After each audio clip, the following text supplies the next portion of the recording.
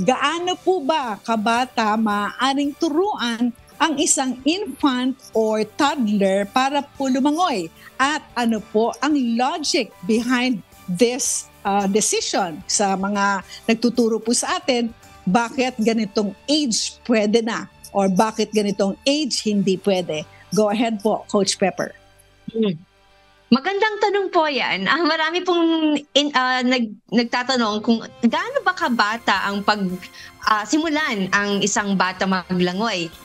Sa Bert Lazada Swim School, sinisimulan namin siya ng 6 months.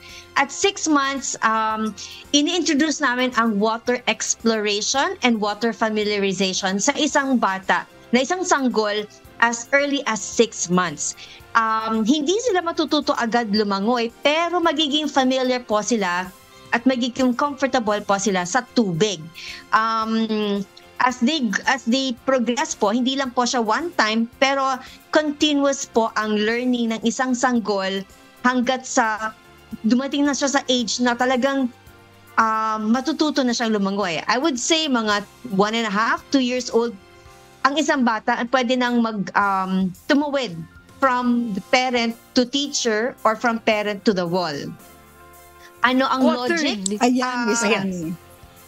What's the logic there? Ang logic po kung bakit po namin ini-encourage na they start early kasi po marami pong benefits ang nakukuha ng isang sanggol or isang very young age ang bata pag tinuruan siya or in-expose siya sa water at very young age. One of the things would be emotional, tapos cognitive, tapos physical development. Marami po sila. It's isang buo. Hindi lang siya